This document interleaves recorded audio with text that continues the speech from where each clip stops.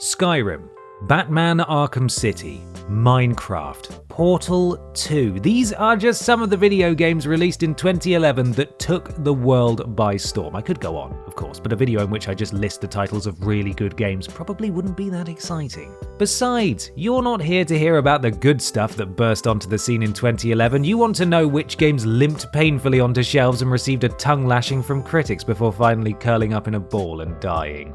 By this point, it feels like we're just repeating ourselves, but it's important to let you know the rules. So, for this list, we've gone through Metacritic and game rankings with a fine-tooth comb to find all of the worst video game offerings from the year 2011. Games with fewer than 7 professional reviews need not apply, and where the two aggregator sites differ in score, we've gone with the lowest.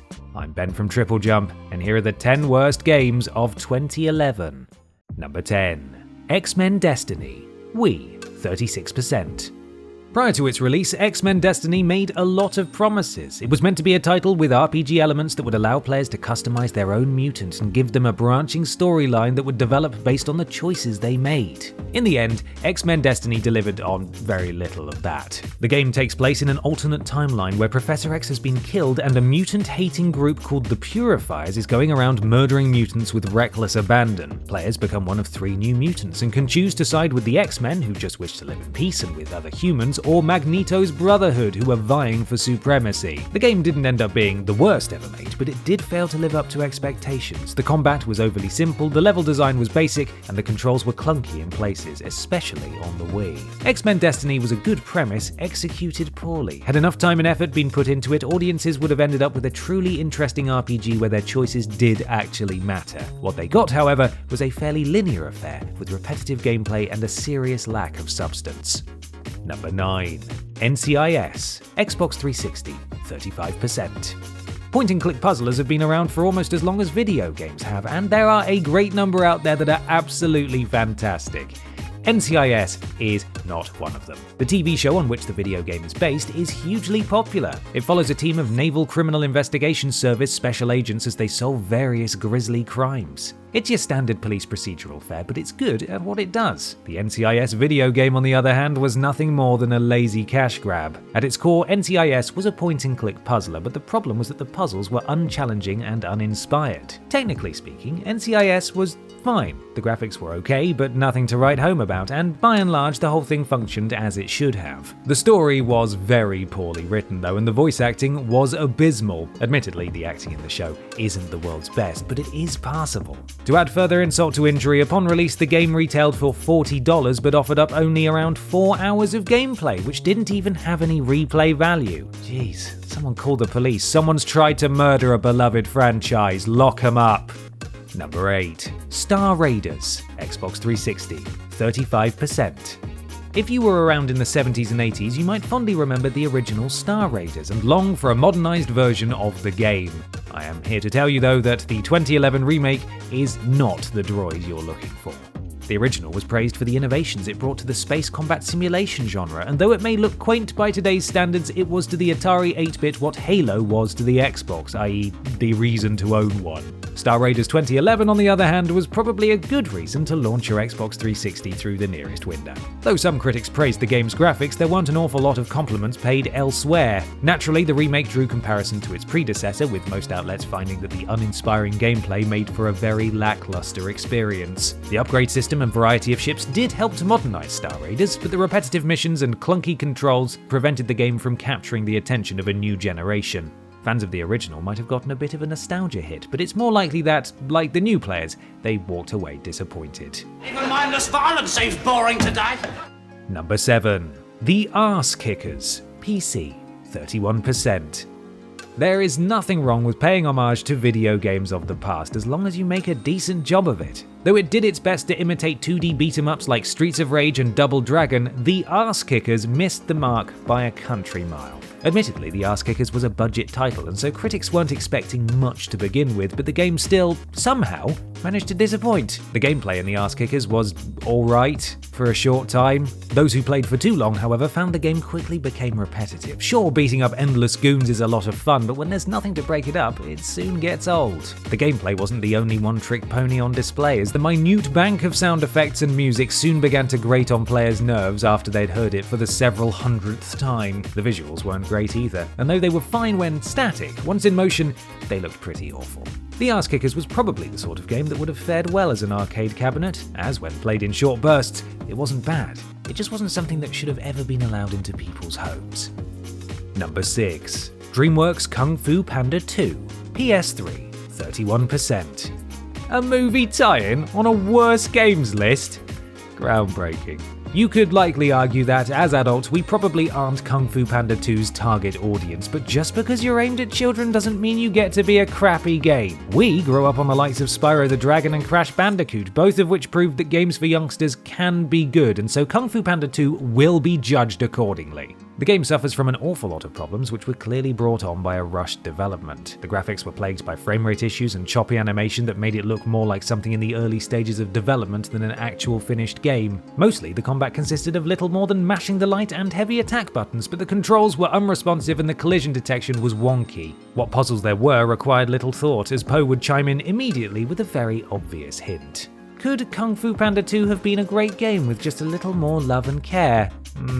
Probably not. But if the devs had been given the time to fix its numerous problems, it could have at least been a passable one. Number 5. Shadow Harvest Phantom Ops, PC, 30.63%.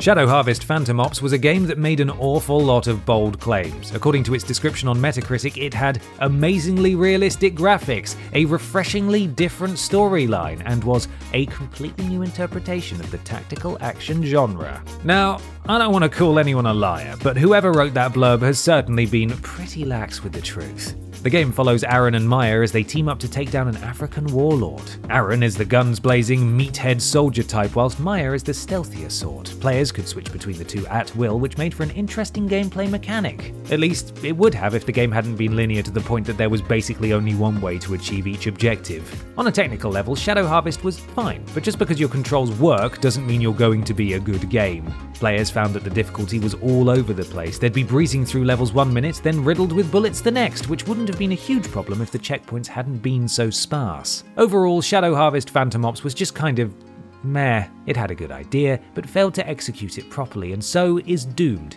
to be forgotten. Number 4. Transformers Dark of the Moon, Stealth Force Edition, 3DS, 30%. Oh, would you look at that, it's yet another movie tie-in. It's almost like video games based on movies are hot garbage, produced only to milk more money out of whatever's hot at the box office. Almost. Transformers Dark of the Moon Stealth Force Edition was so bad, in fact, that it could have taken up 2 spots on this list. We're nothing if not magnanimous though, and we thought we'd spare both you and ourselves the pain of talking about it twice. The Wii version got a dismal 34 out of 100 if you're wondering. Unlike most movie tie-ins, Dark of the Moon Stealth Force Edition is set before the events of the movie, and so it's up to the Autobots to neutralize the Decepticon assassin, Shockwave. Dark of the Moon had all of the symptoms of a bad video game. Its graphics were poor, and though you could argue that this was due to the limitations of the 3DS, you've only got to look at other 3DS titles to know that argument doesn't hold up. Additionally, critics were unimpressed by the dull and repetitive missions, which were made worse by some horribly wonky controls. Really, the only positive thing to say about it is that, thankfully, it wasn't very long. Number 3. Duke Nukem Critical Mass, DS, 29%. I'm not gonna lie, I'm probably as surprised as you are that the pile of steaming rubbish that was Duke Nukem Forever didn't make it onto this list, but it turns out that it actually ended up with middling review scores. You hear that, other games on this list? You are literally worse than Duke Nukem Forever. There's no point in crying, you've brought this upon yourselves. Oh. God, Star Raiders has peed its pants. The plot of Duke Nukem Critical Mass follows the titular beefcake as he attempts to locate the missing members of the Earth Defense Force's special team, who have gone missing whilst monitoring the future via a time machine. Sadly, even the Duke couldn't save this game from being a shoddy mess. Players found that the game controlled horribly, the graphics looked hideous, and it lacked anything that was even approaching a challenge. The gameplay was mostly run and gun, with a sprinkle of FPS and top-down for good measure, but it was all just a bit generic, resulting in a title that was not only a bit wonky in the technical department, but also wasn't very fun to play. Duke Nukem Critical Mass? More like Duke Nukem Critical Mess, tee-hee got 'em. Number 2. Postal 3, PC, 24%. There are some out there who would argue that there was never any need for one Postal, let alone an entire series. Regardless of where you sit on the subject matter though, it's impossible to deny that the quality of the Postal games has gotten worse as time has gone on. Developed by Trash Masters and running with scissors and published by Keller, Postal 3 follows on directly from Postal 2, telling the story of the Postal Dude as he kills his way through the residents of a town called Catharsis. Unlike its predecessors, however, Postal 3 attempted to be more linear and story-based, a move which didn't really work out. Critics panned the change in direction and complained that the developers didn't seem to have the writing chops necessary for a game that was story-driven. Postal 3 was also plagued with numerous technical problems, so players were often faced with crashes and graphical glitches. Running with Scissors, who developed the first two games by themselves, have gone on record to call Postal 3 a dodgy Postal spin-off that should never have happened, and are currently working on Postal 4, which they describe as a true sequel to Postal 2. If at first you don't succeed, try again, I suppose. Number 1. Flatout 3 Chaos and Destruction, PC, 23%. We're not really sure where things went wrong for Flatout 3, as its predecessors were actually quite good. Both Flatout and Flatout 2 achieved review scores in the low to mid-70s, and the latter was even crowned the best racing game of 2006 by both IGN and X-Play. We can only assume that it was the change of developer and publisher that doomed the Flatout series, as with Bugbear Interactive and Empire Interactive at the helm, things were going fine. As soon as Team 6 Game Studios and Strategy First took over though, everything went to plops. Like those that came before it, Flatout 3 Chaos and Destruction is a game of the racing variety, but it is, unfortunately, one of the worst ever made. Reviewers criticised absolutely everything that the title had to offer. The controls were sloppy, the AI was abysmal, and overall the game was just no fun to play, so it couldn't even be enjoyed in an ironic sort of way. To cap it all off, Flatout 3 didn't even look nice. The environments never ventured out of various shades of dirt red, and it seemed like someone had smeared a load of Vaseline on the camera owing to how blurry everything looked. Considering that the likes of Forza Motorsport 4